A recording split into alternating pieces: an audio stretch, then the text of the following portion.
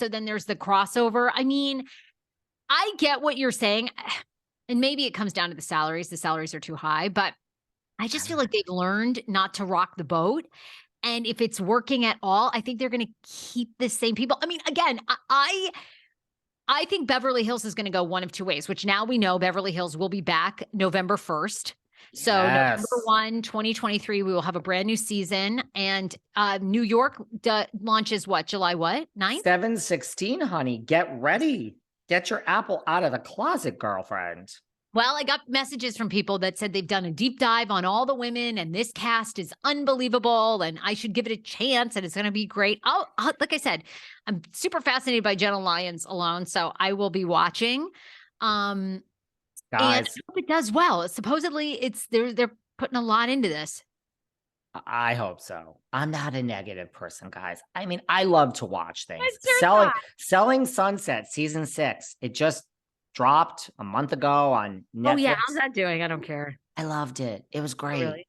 Season 6 was as good as season 1 as far as I'm concerned. We got rid of Christine Quinn, the biggest part of the show. Guess what? It didn't miss a beat. We got Nicole and we got Brie, one of Nick Cannon's 11 baby mamas.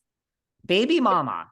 It's so weird. I don't know. Maybe because I just have to watch so many shows. And right now I'm in the throes of watching every episode of The Curious Case of Natalia Barnett. You know, she's the little person orphan that we don't know whether she was 6 or, 22. I don't care about Selling Sunset at all. The other day I needed something to watch because my husband was like been in the hospital. So I turned it on. I was just like, why do I care less about this? Do people really like it? Is it doing well? Because see, I think you never really know the streamer shows. If they put out what they want you to know. With the streamer shows, look, there's a lot of controversy about why Bling Empire was canceled. I think, ratings. You're not supposed to say where I live, but I do have security. I live in the same building as Kevin Kreider from Bling Empire in Los Angeles when I am there. But it's a streamer. So do you know, I actually think part of Bling Empire was the salaries. I think that they're so rich, this is real money, that they're just like, well, I'm not doing this and filming this for 3 months if I'm not getting this much because I don't need anything.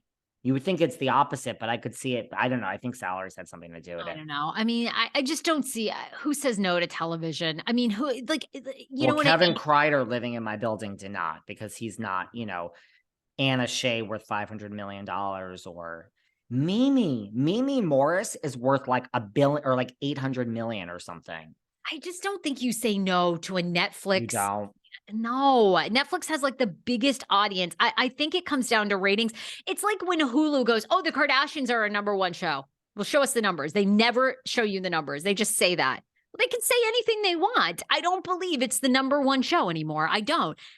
Wow. I love the Kardashians. I think I love, they are, I mean, they're unbelievable. They're icons of television, even beyond reality TV. But I do believe they've hit their peak. And I don't think that many people are watching, but they're going to say, oh, we're #1, Well, as far as Selling Sunset, I don't, I mean, maybe I think I'm superficial and that's part of it, but like, they're just so gorgeous. And I love real estate porn. Like what drama? I mean, I guess maybe people are watching. Oh, honey. Well, honey, Chelsea does not approve of Brie being the baby mama of Nick Cannon. And she does not approve of the fact that Brie is okay with Nick Cannon, sleeping with all these women and having children all over. Darling. Right. And let me tell you, Nicole, who's been at the Oppenheim group forever, well, her and Chrishell have a big problem because Chrishell was put on a listing 3 years ago by Jason, and she feels Jason only put her on the listing because Jason wanted to sleep with her, which is really, you're insulting Jason. And she feels Chrishell got too much credit. Well, guess what? Chrishell said that she was on drugs, and Nicole is like, excuse me, I'm going to sue you now because you're saying I'm a crack addict. And she went to lawyers, and Mary said, oh no, if we're filming a show and we're talking about lawyers and this is outside of the show and there's a real lawsuit, I'm not going to court to testify. I'm walking out of this scene, just like David Yontef would do. Because when it comes to a lawsuit, I don't fuck around. There you go. There's a couple bits of drama. I don't know. I wish New Jersey the best. I don't think it's going to be back anytime soon. Right. And I hope that I am wrong. I hope I'm wrong.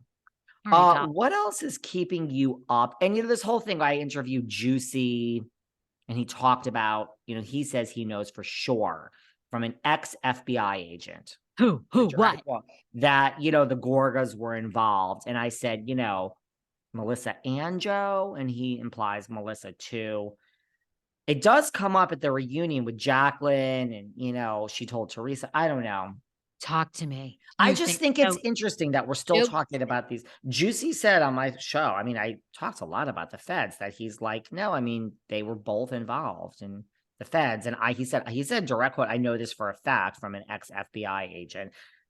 How does that work? If you're an ex-agent, can you still get information on what's going on? I don't think so. Also, what does that mean though? Because they were probably subpoenaed at one point. So it's like, what are they going to do? What are Melissa and Joe supposed to do? Lie? And it's different, knowing they were involved versus hanging out. Teresa's point on the reunion is they were hanging out, which I get her point. That to me, look, if I was put in jail and you had nothing to do with it, but you were hanging out with, friends with, dinner, movies, drinks, with the people responsible for putting me in jail, to me, that would be enough. What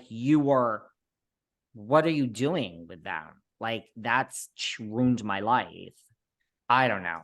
Did Joe ever say in the interview, oh, by the way, I was committing 41 counts of wire fraud and bad check writing, and maybe this was, and I had, I don't know how many years, 40 years to become an American citizen, because I've been here since I was 6 months old, but I was too lazy to go do the paperwork. Did Giudice bring up any of this?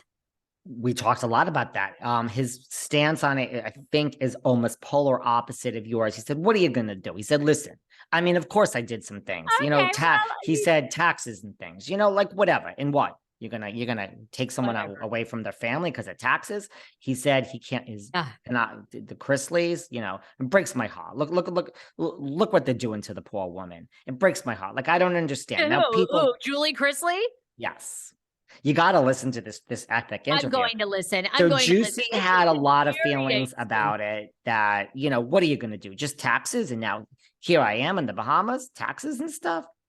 So he does admit there were some tax issues, but no, he thinks Jen Shah did do the right thing he's like, when I was in this one and that one, let me tell you, he didn't cop a deal. 30 years. This one, no deal. 30 years. He's like, so that Shah woman, yep, copping a deal, she would have gotten 30 years. For what? A little bit here and there. I'm not talking about Bernie Madoff. He's such an old school fucking con artist, and I love Giudice. They're above the law.